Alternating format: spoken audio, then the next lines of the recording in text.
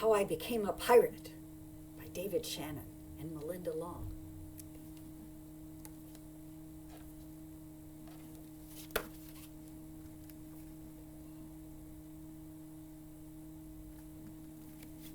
I like his boots.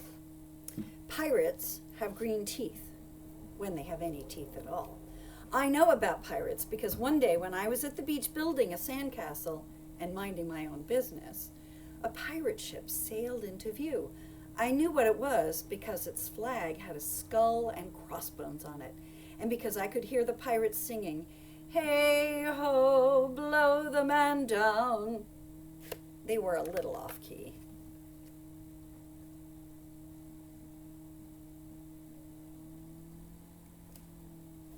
Just like me. I tried to tell Dad, but he was busy setting up the beach umbrella. I tried to tell Mom, but she was busy slathering my baby sister with sunblock. So I went back to my sandcastle, but I kept an eye on the pirates. By then, they were rowing to shore.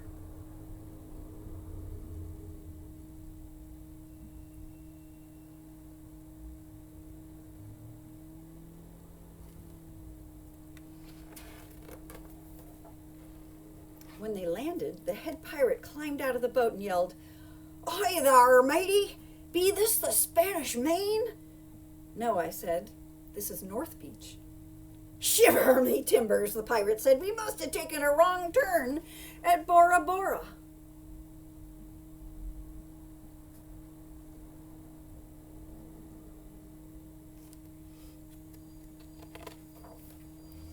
He walked around my sandcastle. He looked at the moat, then yelled back to his crew, "He's a digger, he is, and a good one to boot." "A good one to boot," the others agreed. "What be your name, matey?" the head pirate asked. "Jeremy Jacobs, sir," I told him.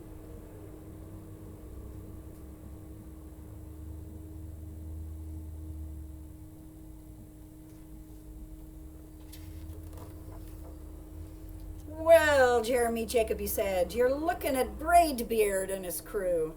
We've been needing a digger like yourself. We've a chest of treasure to bury." "Aye, treasure," the others shouted. "You're coming with us," Braidbeard told me. I didn't think Mom and Dad would mind as long as I got back in time for soccer practice the next day.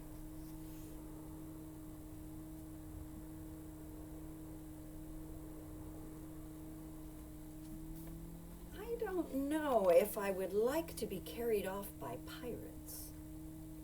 Would you? That's how I became a pirate.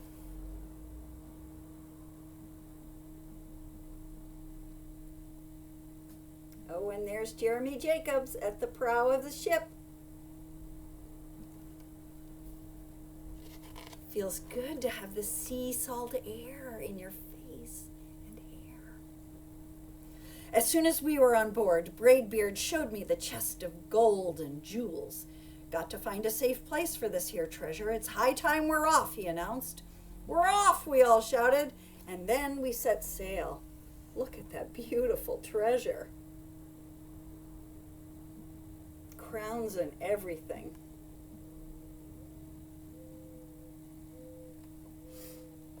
They look a little confused as to which direction they're going in. There was plenty to do on board. The pirates taught me to sing sea chanties, the louder the better, and to say real pirate stuff like landlubber and scurvy dog.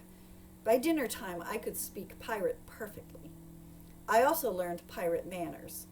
Braidbeard pounded his fist on the table and yelled, "Down the hatch, me laddies! Down the hatch!" we all shouted. Braidbeard gulped his food and said, "Hand over the meat!" "The meat!" we all roared. Nobody told us to finish our spinach. There wasn't any. Or to chew up our carrots. They weren't allowed on board. We talked with our mouths full, and nobody said please or thank you.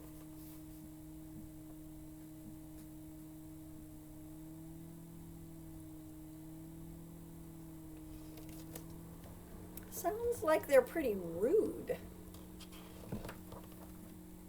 After dinner, I tried to teach the pirates to play soccer.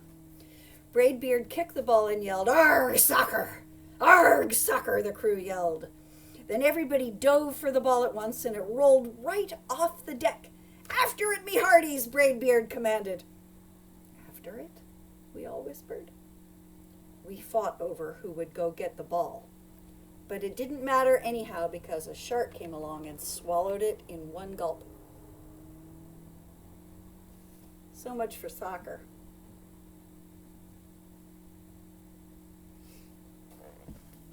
Would you go swimming with a shark in the water? I wouldn't. By now it was past my bedtime, but nobody tells pirates to go to bed or to take a bath or to brush their teeth. Maybe that's why their teeth are green.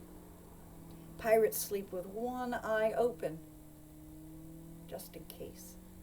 And they don't change into pajamas unless they want to.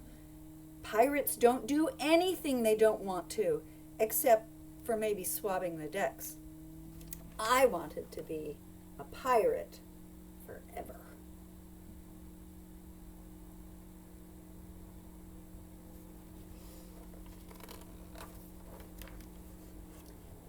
But then I found out what else they don't do.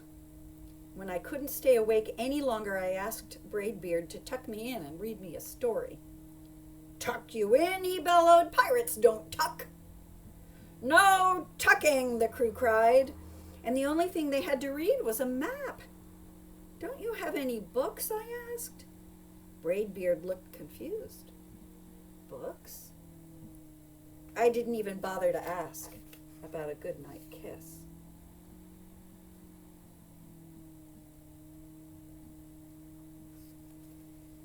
I don't know, a goodnight kiss from a pirate might be slobbery and stinky. It wasn't easy to fall asleep without a story, but I was finally dozing off when a storm broke. Thunder boomed and lightning flashed. I tried to hide under the covers as waves slammed up against the ship, but I kept falling out of my hammock. I couldn't find anyone in the cabin. They were all on deck. "Lower the sails," Braidbeard shouted. "Batten down the hatches." Everybody ran around yelling and lowering and battening. Nobody had time to sit close and tell me it would be over soon. Nobody even noticed me. I decided that I didn't want to be a pirate after all.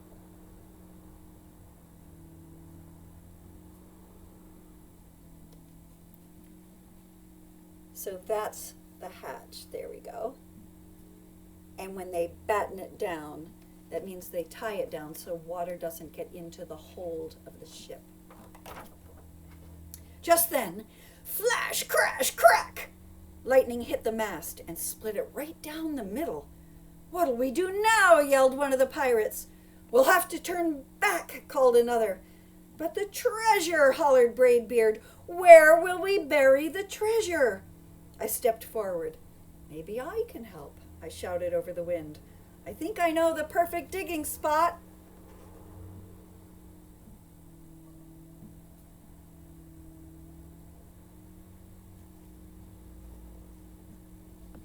Where do you think that digging spot's going to be?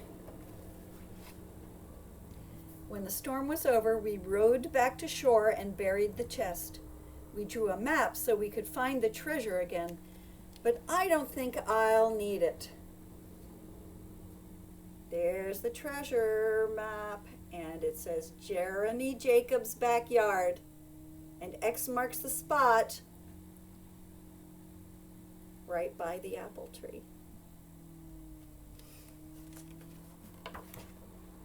After that, the pirates repaired the ship and got ready to set sail. Before they left, Braidbeard handed me a flag and said, "You make a fine pirate, Jeremy Jacob. Guard that treasure well. We'll be back to get it soon enough."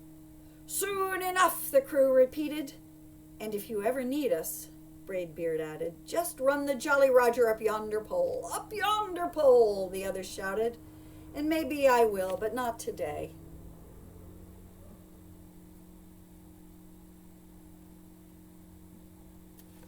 Why not today, do you think? I have soccer practice.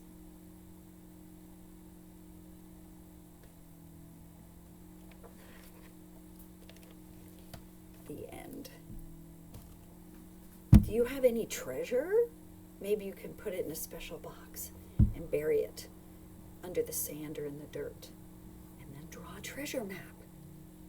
And when you dig it up, it will be a wonderful memory of this story and that day. See you next time.